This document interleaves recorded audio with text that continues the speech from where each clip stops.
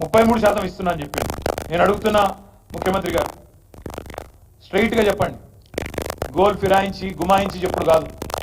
నిన్న మీ మంత్రి గారు చెప్పారు లాభాలు, ఈ సంవత్సరం యొక్క లాభాలు ఎంత అంటే స్వయంగా ఈ రాష్ట్ర ఇంధన మంత్రి గారు, ఎవరి కిందనైతే సింగరేణి వస్తుందో డిప్యూటీ చీఫ్ మినిస్టర్ గారు బట్టి విక్రమార్క గారు, ఆయన చెప్పారు లాభాలు 4701 కోట్లు అని స్వయంగా బట్టి విక్రమార్క గారు చెప్పారు.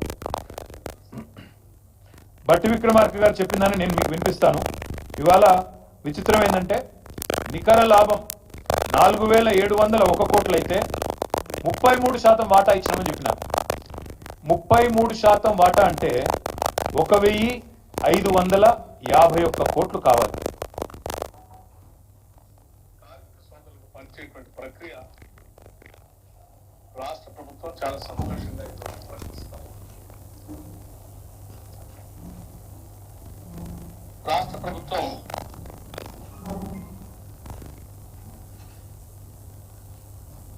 2023-24 సంబంధించి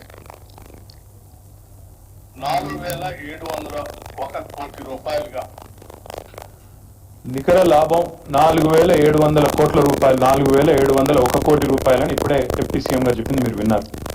అందులో 33% ఇస్తున్నామని వారే ప్రకటించారు.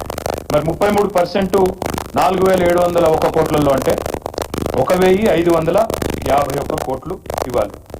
కానీ ఇవాళ మాత్రం చాలా విచిత్రంగా, చాలా విచిత్రంగా మరి కార్మికుడికి, ఒక్కొక్క కార్మికుడు వారు చెప్పిన లెక్క ప్రకారం 4701 కోటి రూపాయలు లాభం అయితే 33% వాటా కనుక ఇస్తే 1551 కోట్లు, 1551 కోట్ల 33 లక్షలు అనుకుంటే మొత్తం కార్మికులు 41,837 మంది.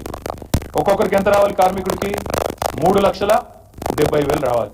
కానీ ఇవాళ వీళ్ళు ఇస్తున్నదంతా కేవలం 1,90,000 మాత్రమే. ఇది మోసం కాదా?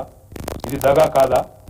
లేదా ముఖ్యమంత్రి నాకు లెక్కలు రావు, మా డిప్యూటీ సీఎంకు అంతకంటే రావు, మా ఫైనాన్స్ మినిస్టర్కు మేమేదో చెప్పినాం బేషియానికి పోయి, కానీ వాస్తవానికి ఇచ్చింది 16.9% మాత్రమే ఒప్పుకోవాలి. ఏదైనా ఒకటి ఒప్పుకోవాలి. అయితే 4700 కోట్లలో 33% అంటే 1551 కోట్లు అనేది కరెక్ట్ అయితే ఒక్కొక్క కార్మికుడికి ఇవ్వాల్సింది మరి 3,70,000 రూపాయలు అయితే మేము ఇస్తున్నది 1,90,000 మాత్రమే. 1,80,000 ఎగ్గొడుతున్నామని ఒప్పుకోవాలి. లేదా 33% ఇయ్యదలుచుకోలేదు, మేము 16.9% ఇస్తాం. కేసీఆర్ గారు 32 ఇచ్చినా మేము మాత్రం 16% ఇస్తామని చెప్పి ఒప్పుకోవాలి. ఈ రెండు కాకుండా ఇవాళ డ్రామాలు చేసే పనిలో ఈ ప్రభుత్వం ఉన్నది. ఇవాళ కార్మికుడి కష్టాన్ని దోచుకునే పనిలో ఈ ప్రభుత్వం ఉన్నది. గొప్పలకు పోతా ఉన్నారు, పెద్ద పెద్ద మాటలు చెప్పినారు. సంస్థ విస్తరణ కోసం ఖర్చు పెడతాం, పెట్టండి, ఎవరొద్దన్నారు? సంస్థ మేము విస్తరించలేదా?